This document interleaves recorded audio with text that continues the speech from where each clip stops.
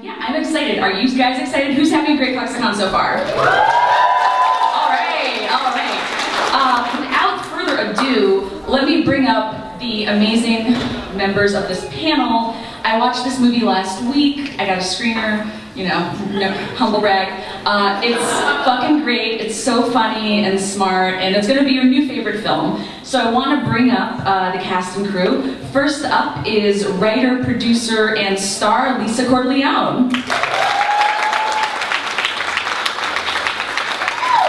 Followed by writer and producer Amy Dellagiarino. And actress, singer, performer Haviland Stillwell.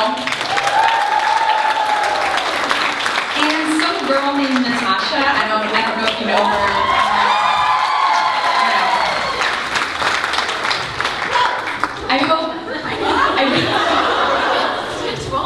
Natasha, the panel just started. Yeah. You're doing great. Everyone's doing great. God, Natasha, I just hope this movie gets you some queer fans, because people need to know who you are. All right. So, let's get into it. Lisa, hi. How are you? I'm good. Can we do this thing? Yes. So far away. You can also use my. No, you can't. Well, stretch yes. Oh, okay. Oh, that's nice. I like it. Hi, everybody. Oh my God, thank you guys so much for being here.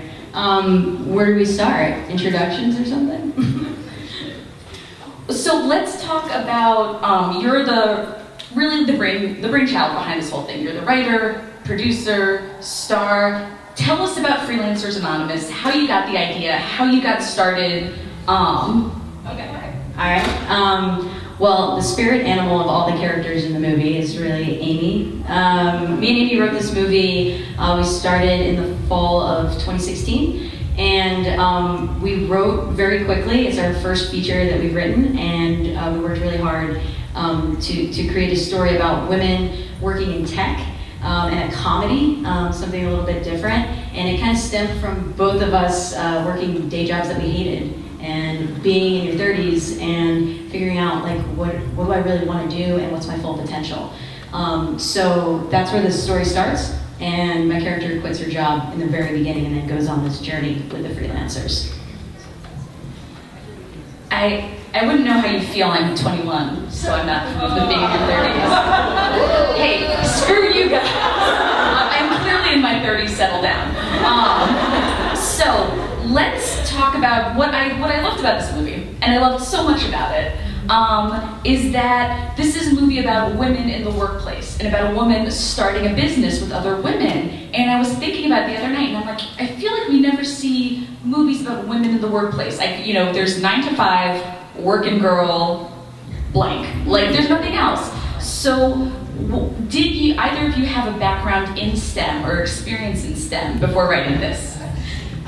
No. Basically, we wanted to show women working in a place that you don't see a lot. And we were really big on there's a lot of comedies, and some of them have an ensemble of women, but it's usually women fighting against each other, or they're competing, and we just really wanted to have a movie that's funny, that's all women, and they're bringing each other together and supporting each other.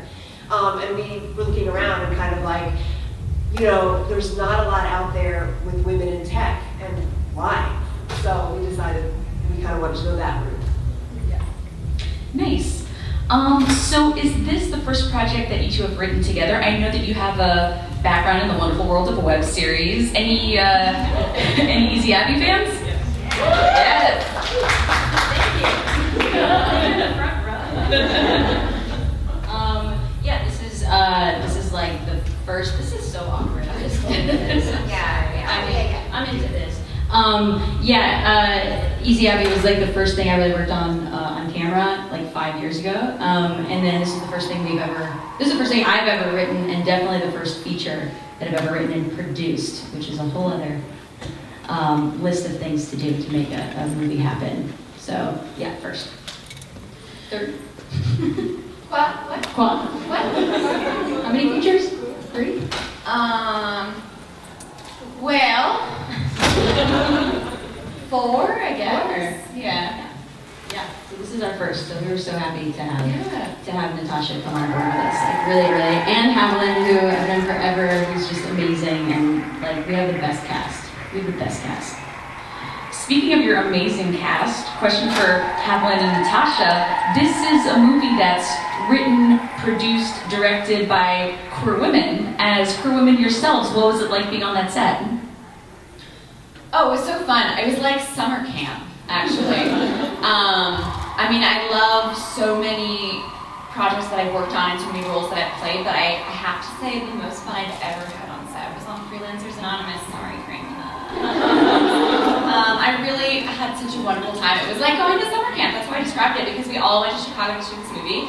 A lot of us didn't know each other. I was assigned to Grace, who was another actress in the film, and we really hit it off. We were roommates, and it was so supportive and so lovely. And our director, Sonia, I wish she could be here, but it was so nice working with her because she was so much more in tune, I think, with the actors and so much more empathetic than some directors I worked with. It was like, for example, there was one scene where me being a polite Canadian didn't say anything in the wardrobe fitting, but there was a nightgown that I was a little uncomfortable in because I'm a conservative dresser, and I didn't say anything because I wanted to be polite, and immediately she sensed it. Like, we got on set and she was like, "You're not comfortable in that."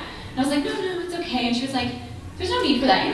Can we get her a t-shirt and some sweatpants? Like, you don't need to be in that if you're not comfortable." And I was like, "That's amazing." Like, I didn't even have to say anything, and I loved that she was like, "No, I want my actors to be comfortable, and you don't have to be, showing off your body to like do your job." And that was really awesome. I mean, if you want to, power to you, but And that's like what you would wear to sleep. Yeah. I actually remember like us talking about that before you did the scene. Because like the scene when you guys see it, it's one of my favorite scenes with like her and Lisa, and they're a couple and they've been together a long time, and it's like her character is not like wearing a sexy nightie to bed, like they're just like cuddling in bed. And may I say, you look really freaking fly in a cute little t-shirt. Like, you know what I'm saying? Like it actually is more realistic. So, like if you've been with a girlfriend, wife, whatever for like years, you're not wearing like a sexy nightie when the scene isn't about that, And also, girls in t-shirts are hot. Just saying. That's why I wore a t-shirt today.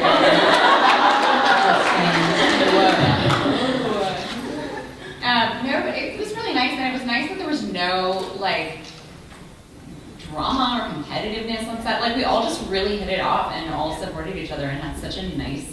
Yeah, and how long were you there? We shot for 20 days in Chicago. So we had 4 weeks in Chicago. We were actually there pre-production and post. We were there for 7 weeks. And we brought everybody in, and it was just amazing. It really was like the best experience of my life. It was exactly what I want to be doing, and it was amazing. Yeah. You don't I think a lot of us, like, 'cause we're all kind of around the same age, and like we don't get to, this is something we all talked about on set, we don't often, I don't know.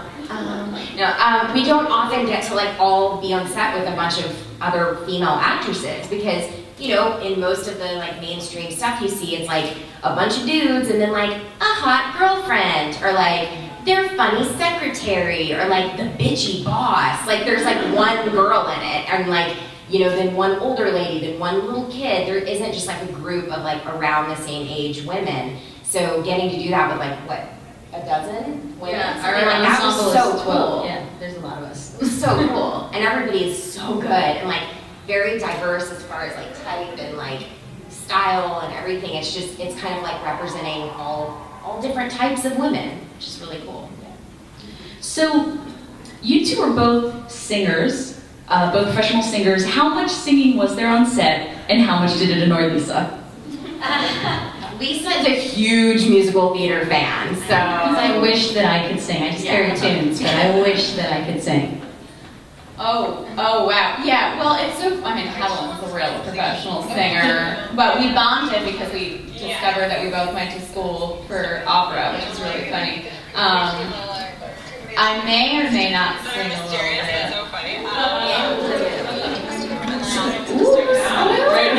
Right now or in the movie? Is a sing-off about to happen on stage? Because if it is, I will totally support it. If I had known this, I would have warmed up. You're always prepared. We're always prepared. I think we should do a project together where we sing. Yeah, we should do a musical, yeah. A lesbian musical? What? Did I hear? What? Two lesbians falling in love and singing beautifully? What?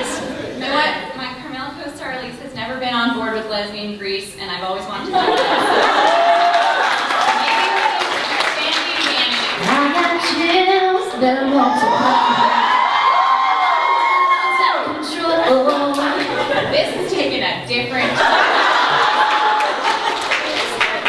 Yeah. Kickstarter. Everyone got Kickstarter. Yeah. You guys already have a GoFundMe. It's already up, I know.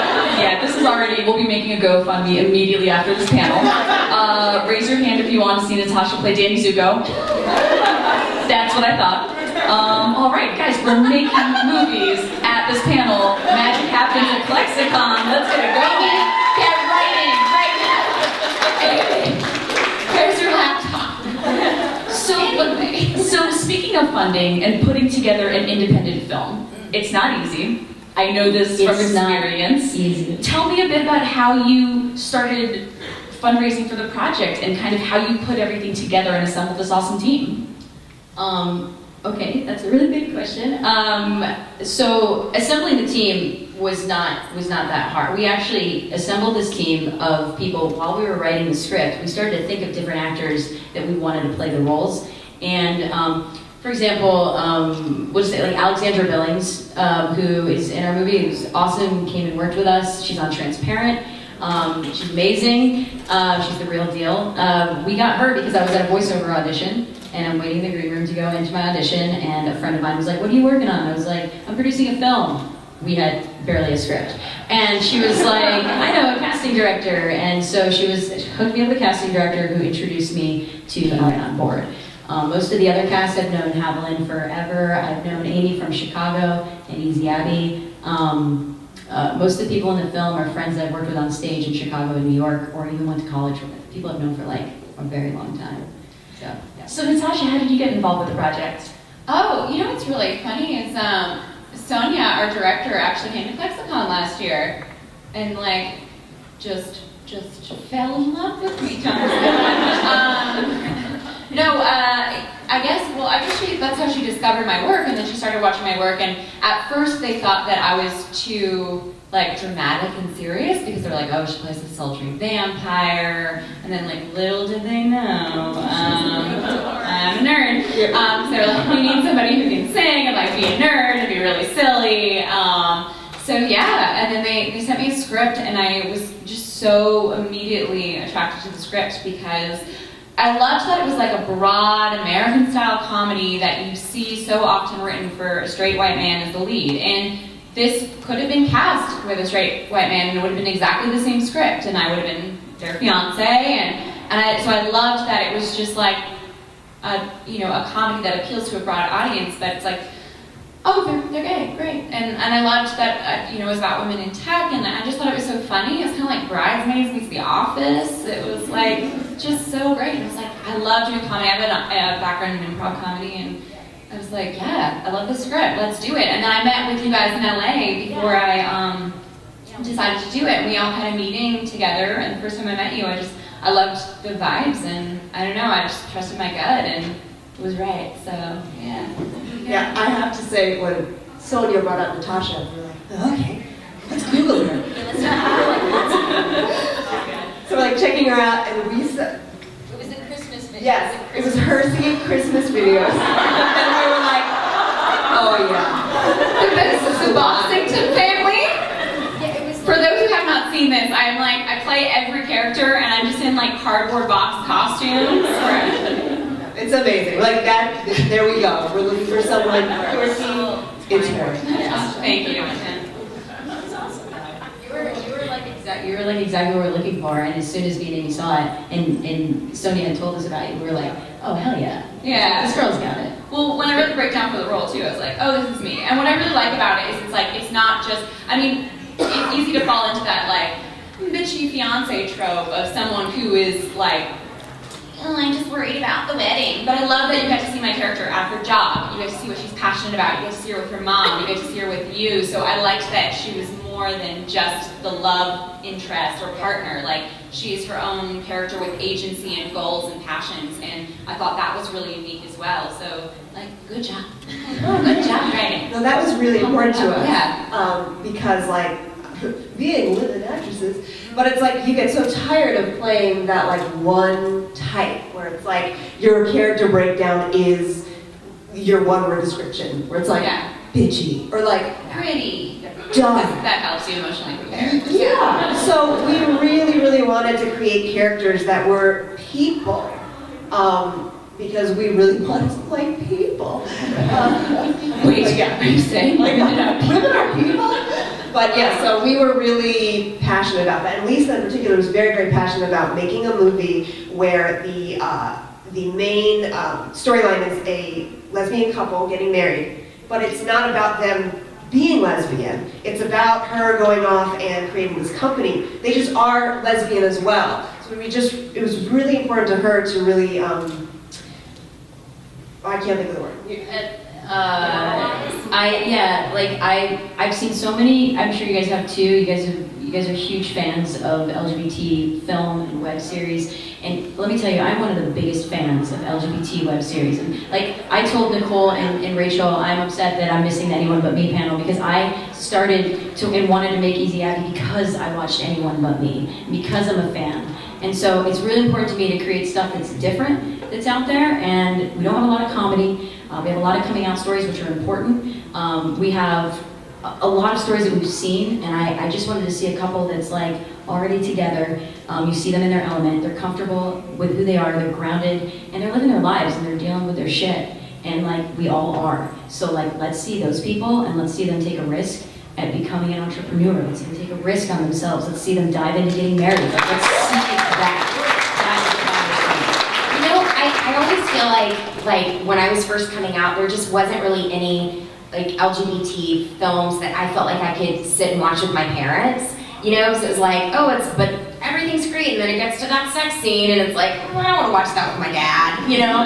That's awkward. But it's like, this is actually a film, and I think we're getting to that point now where like there's a normalization happening, where like I can watch this movie with my parents, and there's never going to be an awkward moment. They're like, oh, that's a couple just like my straight couple. Like they're just having an experience of being a couple, and this woman is a professional, and it's not gonna offend anybody. You can watch it with teenagers. Like, I don't know, I think we need the sexy stuff. Don't get me wrong, ladies, we need that too. We need it too. But like, you know what I'm saying? We also need things that are, you know, just like straight people have all kinds of movies that they can watch. Like, we need that too. Right, yeah.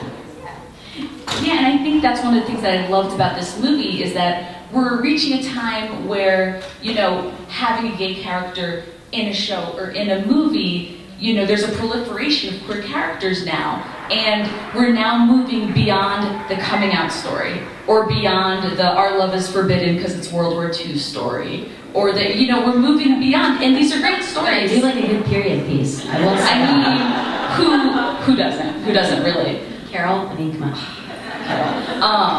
But we're telling all of these different stories, because the queer experience isn't just coming out or being thwarted by society and having your love destroyed. It's a million different stories, just like there are for straight people. And what I loved is that they have, Lisa and Natasha in this movie have like a really great, relatable, funny relationship. And what I loved was Natasha's role, which in any other movie would be the girlfriend role, or I call it the Steven role, because it's always like guys are running around having fun, and then there's the girlfriend who's like, Steven! And this isn't that. So, you know, when you have women writing the script behind the camera, you get well-rounded, three-dimensional female characters. Who knew? Yeah. There's like a little of that, but then you also get to see me, you know, doing other things and having interests in a life. And you're also like, even though it's Freelancers Anonymous and the group of freelancers is working at freelancing, the fun part is, the ironic part is, your character is the true freelancer. You're the one who's working. Like, you're the true freelancer of all of us. So tell me more about, in terms of getting financing for this movie. Because it's so hard to finance independent film. It's even harder to finance queer female-driven, independent film. How'd you go about that? I won't go into the whole story, but I will talk to speak to the fact of basically we know who our audience is, we know who we're making this for, we're making this for you guys. So I tried to find the money. And we've done crowdfunding before, and crowdfunding is a lot of work, and sometimes you don't get as much as you need to like really make a high quality film. So I started researching and asking around, asking everyone, talked every day, told Uber drivers, told everyone, I am making a movie. Like, it didn't matter. I told everyone I was making a movie and found who are the people in our community with money. Who are they? And let's just pitch those people and ask them. And all of our executive producers are queer women. So they all came on board very, very quickly. So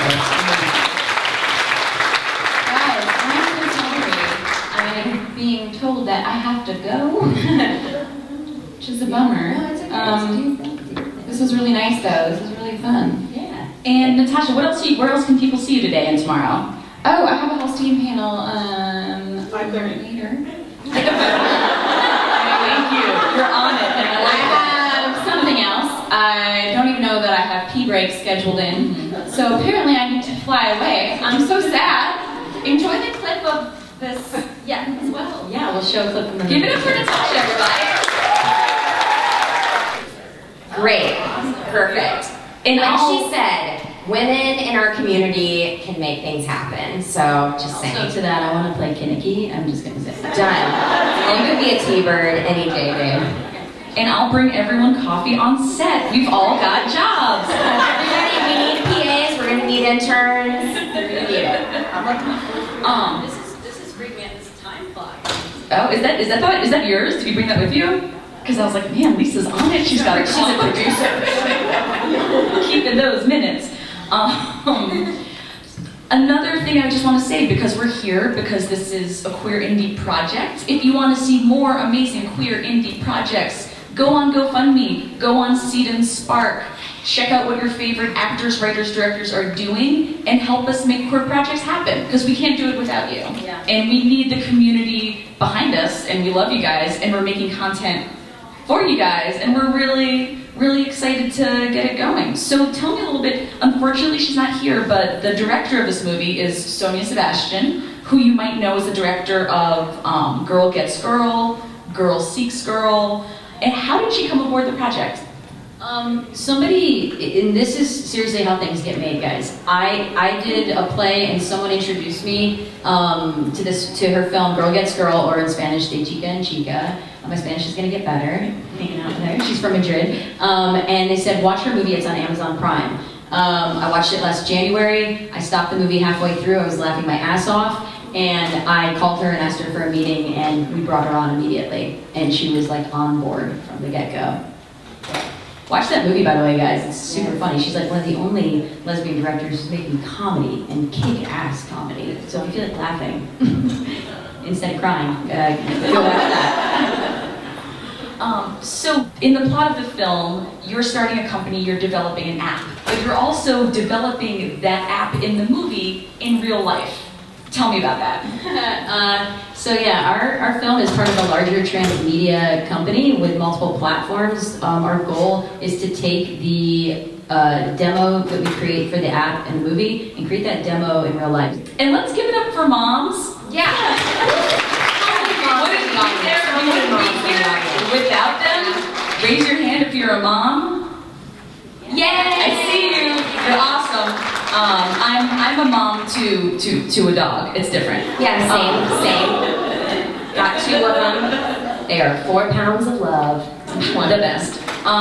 So I want to show the clip so that people can see the movie and get a taste of it, and then let's maybe do some questions from the audience. Yeah, and you want to speak to story real quick? Oh, sure. So the clips, so people are going to know what the... Yeah, so this clip is, what's happened right before is that Lisa plays Billy. She's just quit her awful job. And she's also, her friend Cynthia at the job has given her a slice of cake that she did not tell her was an edible. So she's eating cake as one does, gets super high, quits her job, and now is going to the church to meet Gail, who Natasha plays, to kind of walk through their wedding rehearsal while she's super, super high. And Haviland plays Patty, the wedding planner, who's like super anxious to do the best job. Great at my job. It's like great wedding planner. Yeah, it's like your first time. I don't know if it's I think it's your first time planning a wedding, and you're very diligent. Very diligent. And very feminist, never planned a lesbian wedding before, so that's where the scene takes off. Early in the movie. Is that not fun sound? All right, so let's open it up to questions from the audience. If anyone has a question, go ahead and raise your hand, and I will point at you, and you will ask it, like so. All right. So I am a web series creator and designer, and it's for writers. How do you make sure that you're not like monologuing so much, like my actress, like this one writer, she doesn't murder me and like sleep for me? Because you know how these are like constant trying to get everything out there, but having to retract things back. So how would you go about that? I would say focus on the action. Always focus on the action. Obviously in the beginning you're gonna have a lot of exposition that you have to set up, so you're gonna have to do some setup. People understand that. But you don't have to monologue. Think of like what can be an active physical action over saying it. Think of doing instead of saying. This is something we learned as well. You know, we're both come from theater, so theater is, you know, a lot more talking on stage, and film is a lot more visual. So this is something we learned too, where we have less words and more action. So it's going to keep the audience engaged. I would also say, read it out loud too. And it helps if you have someone else there, because we would write and then we would just read the scene back and forth. And then you can hear when you're like, oh yeah, that's a conversation. Or like, oh, when I'm saying it, when I'm speaking the words, I don't actually need that word. I don't want to naturally say it. So it helps also just reading it out loud too. Yeah, we would read each draft together, because Amy's an amazing actor, and I'm trying to get her to act more. We would read every character in the movie, and we would improvise off the lines to create the dialogue, and we even improvised a bit on set. So you said that like your mom was in tech, but did you kind of research the rest of it with current people and how they're doing with working in tech? So one of our actresses, Malza Makar, who is an amazing actress, she's on a show called Champions right now on NBC. It's Mindy Kaling's new show. She plays the girlfriend in that. Her husband works in IT, and he gave us we did a lot of our own research, but we double-checked things with him, and he provided certain lines that made sense for the coding that we talked about in the film for the app, the video game that she codes in the movie, the graphic design elements of the characters. I talked to a video game coder to get different language, like when you're creating fun characters, they're called friendlies, and their colors would be more blue as opposed to red. And like we did some research and like tapped into people who actually work in those industries, because we know people in tech will be watching this, so we wanted to be on point. So.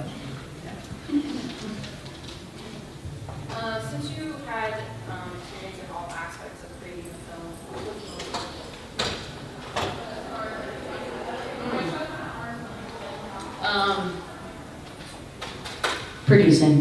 Producing is hard as hell. I think moving forward, I mean, I do all this in an effort to work as an actor. At my heart, I'm an actor. That's what I want to do. That's what I do. Mostly voiceover. That's why I like this mic so much. But it's all in an effort to be an actor, so I think if I did this again, I would pull back as a producer and be a part of the team, but not be like, you know, charging ahead so hard. So when I'm on set, we did have other producers. Amy stepped up and produced the hell out of this thing on set, so I could just work as an actor. So I think that. Any more questions in the audience? In the back. I really enjoyed the Instagram Live sessions that you've had over the past few times. Are you going to be doing any more in the future? Yeah, we should. I did that when we were crowdfunding, and I talked to different women in tech who are startup, or they own their own startups. Women account for like 5% of startup companies in this country, which is appalling because people don't invest in them. And so I think we could go back to that. That's something that people want to see. And I actually wanted to go live today, just getting like makeup done, because that's fun to see. It's really something. It's really something, isn't it? We should maybe go live from Instagram today. Okay. We can like hop around and like do something fun. I don't know. Yeah. Done. See? You ask for it, you get it. That's how easy it You is. ask for it, you get it. Follow us, guys. We're at Follow us on social media. Ask, and we shall give. yeah, we're at FA the Movie on Instagram and Twitter. FA the Movie.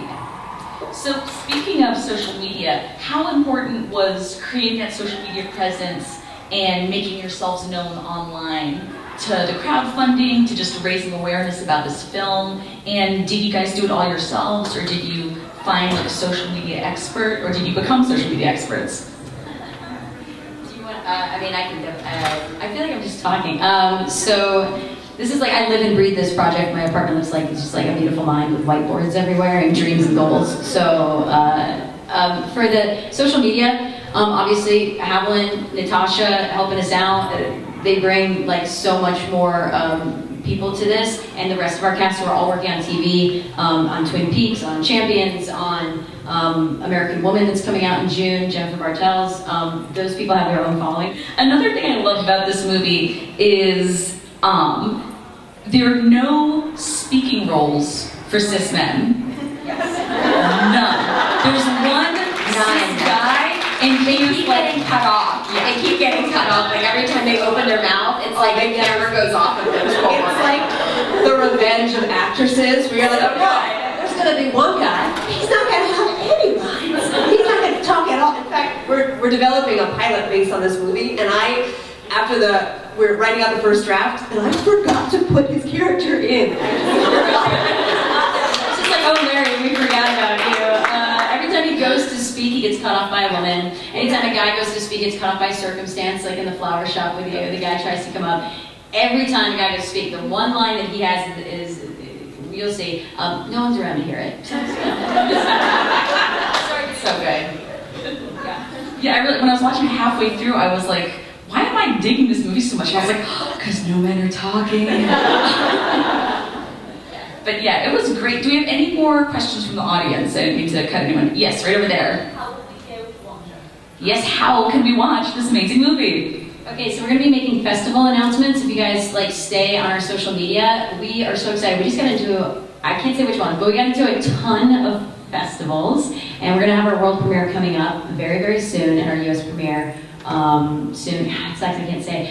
We do have a sneak preview screening in Miami, April 29th, and we just had a sneak preview in Boston the other night. I was in Boston like a day ago, and they were the first audience to see the film, and thankfully they laughed throughout the whole thing, so that was good.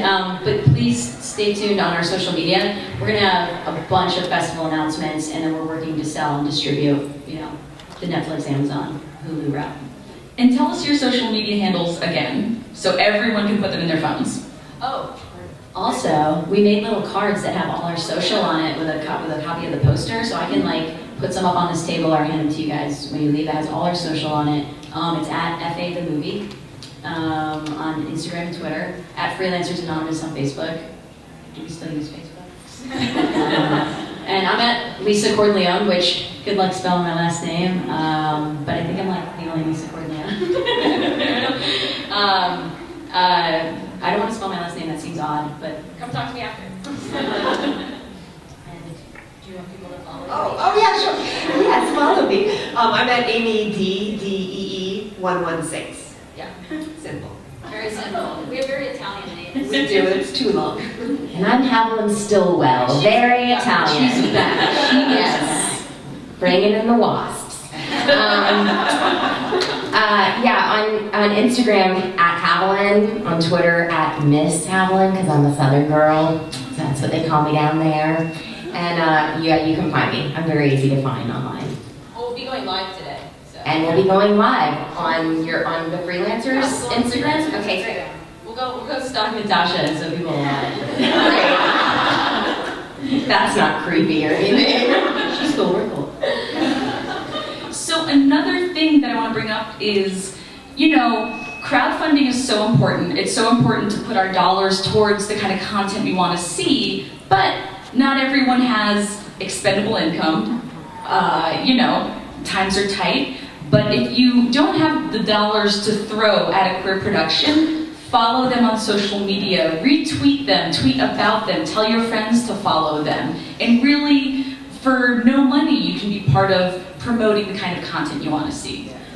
So I would encourage everyone to do that. I would also encourage you to, follow groups like Tello Films, or follow your favorite producers and actors and writers, and help kind of boost the signal of their work, because it really helps. Every little bit helps.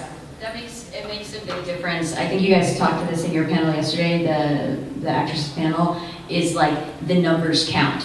Because if we don't have the dollars, we can take that social media impact and that engagement of the following, and we can show that to people with money and say, like, let's put some, let's keep making content. So that makes a big difference. And also, a lot of times now, especially for mainstream stuff, I've been told this over and over, if it comes down between two actors to get a role, if it's a network will go, if it's an equal thing of talent and whatever, they'll go to our social media and say who has the bigger numbers, and that's who gets the job.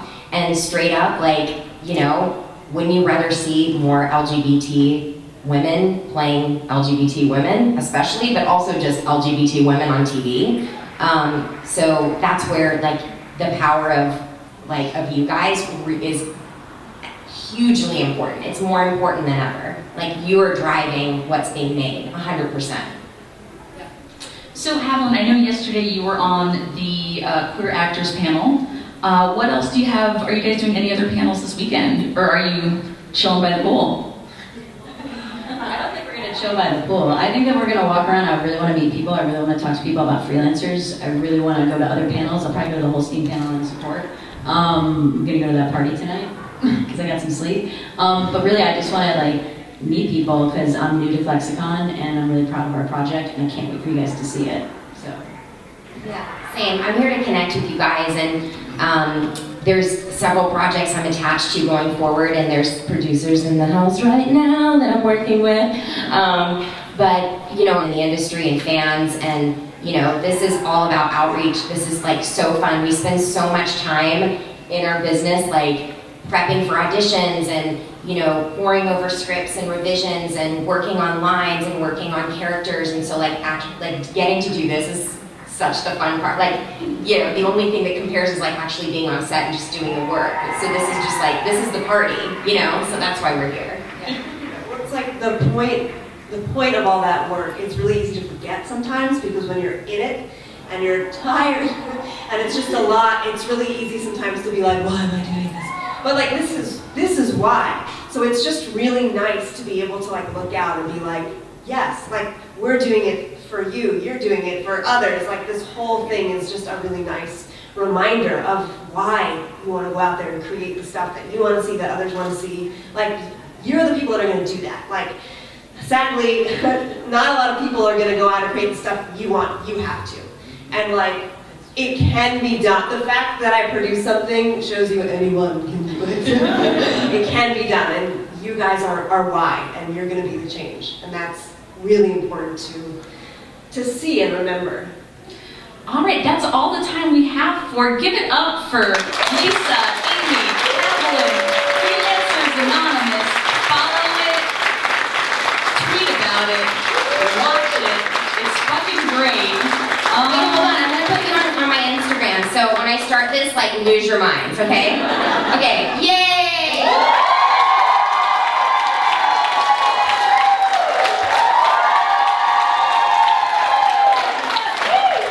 All right. Now everybody go to @Haviland on Instagram.